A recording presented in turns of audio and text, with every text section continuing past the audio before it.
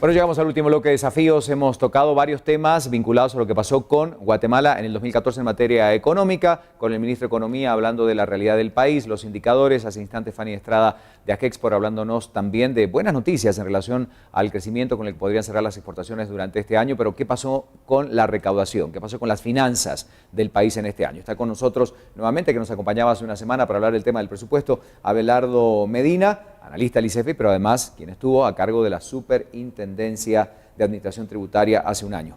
Abelardo, buenas noches otra vez, bienvenido a Desafíos. Por acá.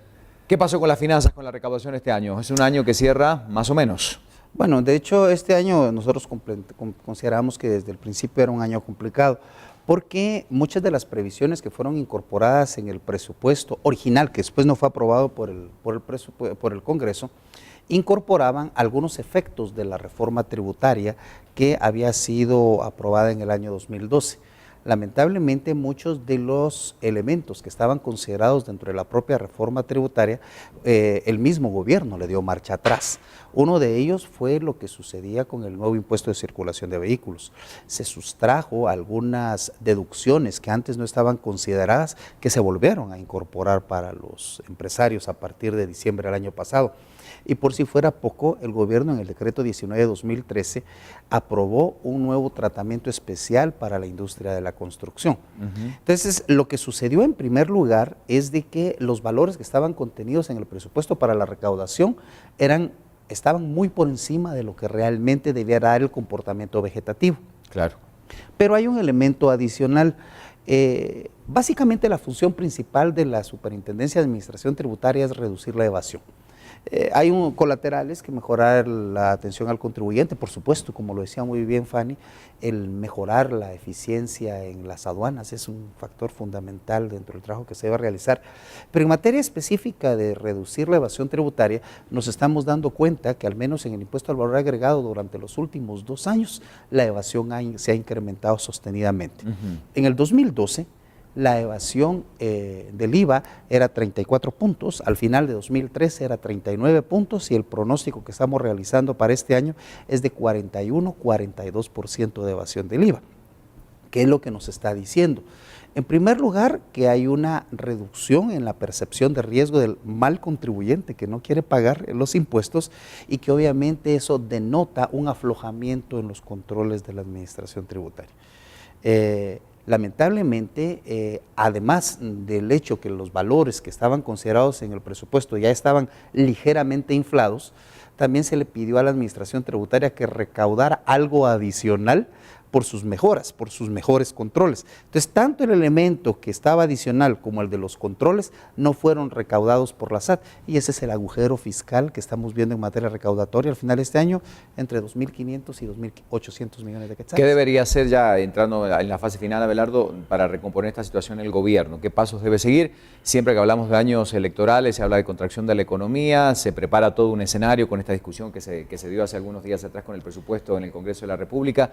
¿Qué decimos en eso? Bueno, en primer lugar, lo que tiene que hacer el gobierno es manejar de una mejor forma los recursos financieros.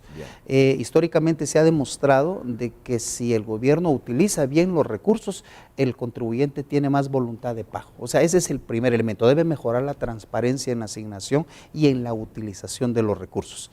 También el gobierno deberá avanzar en tener acuerdos con la recién instalada Corte Suprema de Justicia en cuanto a que los delitos que se consideren tributarios avancen sostenidamente para ser tratados como prioritarios. Pero lo más importante es hacer una reingeniería real de la administración tributaria. ¿Por qué? Porque la única forma de reconvertir a la SAT y que vuelva al camino que tenía antes de 2012, en donde recordemos, incluso era modelo para, de ejemplo, latinoamericano. O sea, eso para corregir las críticas de algunos que dicen que la SAT siempre ha tenido problemas. No, la SAT era razonablemente buena antes. Entonces, recompongámosla y hagámosla con una reingeniería para que tenga su nivel de productividad actual nuevamente como antes. Del 1 al 10, siempre establecemos esta escala. ¿cómo calificaríamos el comportamiento económico del país en el 2014? Aquí, antes de dar el número, si lo vemos en términos macroeconómicos, como lo decía muy bien el ministro de Economía, uno podría estar hablando de un 8 o 9 en cuanto a la calificación. Si lo vemos en términos de bienestar de la población, en donde observamos que el nivel de pobreza sigue estando básicamente en niveles similares, el desempleo creciente en el sector informal, la migración hacia Estados Unidos, no, yo diría que andamos como por 3 o 4. Gracias, Abelardo, por acompañarnos. Un placer como siempre. Hablando de estos temas importantes, Abelardo Medina, analista de ICEFI. Y a usted que está del otro lado, muchas gracias por acompañarnos. Así va a ser este mes de diciembre. Vamos a tener varios temas para analizar lo que pasó en el 2014 en nuestro país, en Centroamérica y en el resto del continente. Soy Ricardo García Santander. Buenas noches. Gracias por estar del otro lado. Nos vemos.